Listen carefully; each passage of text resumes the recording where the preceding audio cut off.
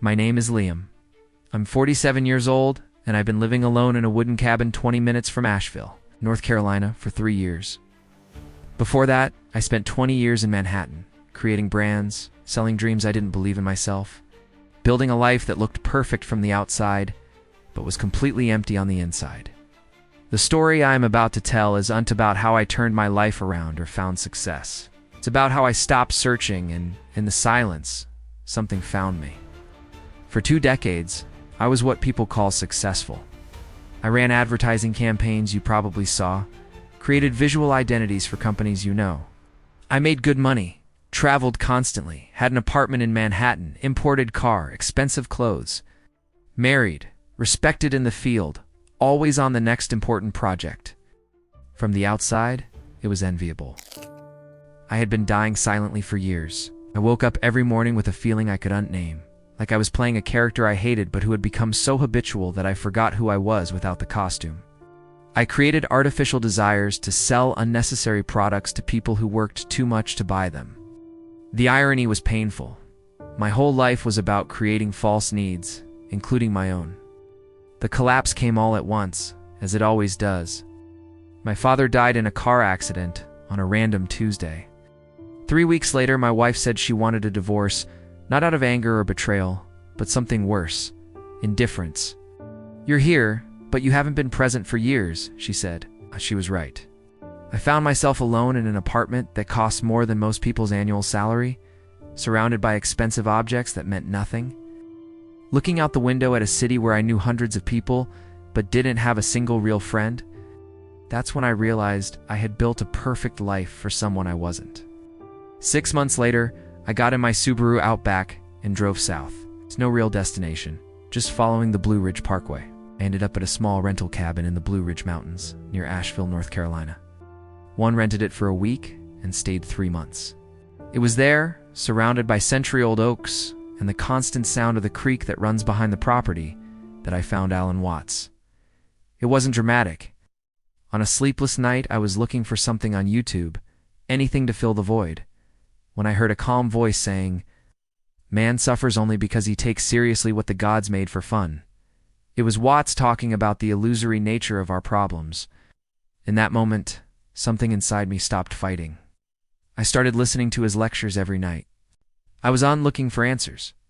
I was just allowing his words to wash away years of conditioning.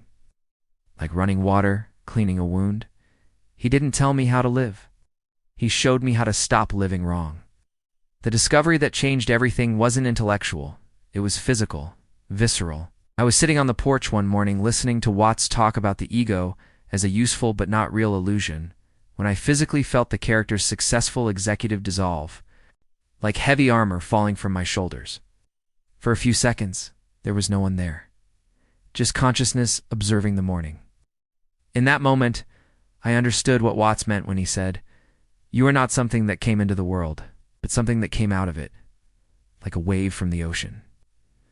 I had spent decades trying to be someone special, unique, important, when I was already part of something infinitely bigger and more interesting than any identity I could construct. In the following months, I began systematically dismantling the life I had built. Not out of anger or rebellion, but with the same naturalness with which you take off tight clothes when you get home. I sold the apartment, donated most of my belongings, ended contracts, said no to projects I would have automatically accepted before. People thought I was having a nervous breakdown, midlife crisis, they said. Post-divorce depression. But for the first time in decades, I wasn't in crisis. I was coming out of one. The crisis had been those 20 years living as someone I wasn't. I bought this cabin in the Pisgah National Forest 3 years ago. It's 800 square feet of oak wood, with a porch that overlooks a valley where I often see deer in the morning. I have solar power, satellite internet, and my nearest neighbor is half a mile away. It's not isolation, it's selection. I'm not running from the world. I'm consciously choosing how to relate to it. I work with a few clients, remotely on projects that make sense. I write, I read, I walk, I observe, I listen. Silence taught me things that decades of networking never did. It showed me the difference between being alone and being with myself. It revealed that the loneliness I feared so much was actually the only honest company I had. Watts taught me that we do, and need to fix our life. We need to stop breaking it.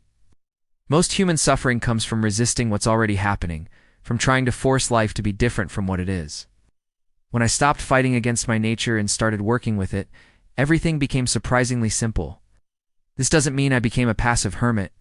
It means I learned the difference between action and agitation, between stillness and stagnation, between accepting and giving up. I still have ambitions, projects, relationships.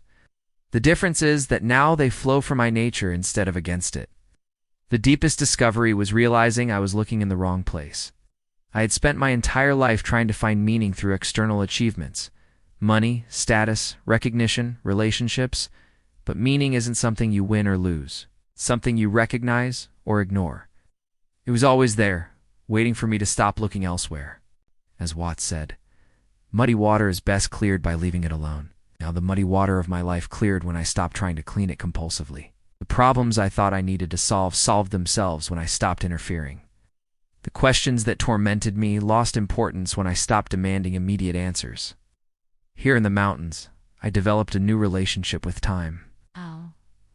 I no longer live in constant anxiety about the future or regret about the past. Not because I managed to eliminate these thoughts, but because I learned not to take them all so seriously. As Watts taught, thoughts are like clouds in the sky of consciousness. Some are beautiful, others stormy, but all pass. What I discovered is that life doesn't have to be an epic struggle against external forces. It can be a subtle dance with what's already here. I don't need to prove my worth through achievements. I can simply exist with the same naturalness as a tree or a stone. I don't need to find my purpose. I can allow it to reveal itself organically. Now I understand why Watts talks so much about Wu Wei, effortless action. It's not laziness or passivity, it's supreme efficiency. It's acting when action is necessary and resting when rest is appropriate. It's responding to what life presents instead of trying to force life to present itself in a certain way. This cabin isn't a refuge, it's a laboratory. I experiment with ways of living we do unlearn in society, how to be present without an agenda, how to work without anxiety, how to relate without neediness, how to think without obsession. These are small, silent experiments, but they've fundamentally changed how I experience existence. The channel was born from this process, not as an attempt to teach or convince anyone, but as a way to translate into words what silence taught me. It's my way of whispering back to the world some of the truths I found when I stopped shouting.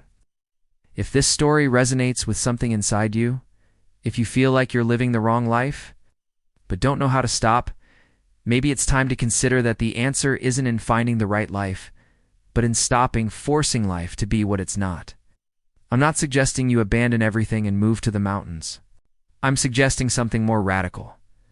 That you consider abandoning the person you think you should be, and allow the person you really are a chance to breathe. As Watts said, the only way to make sense out of change is to plunge into it, move with it, and join the dance.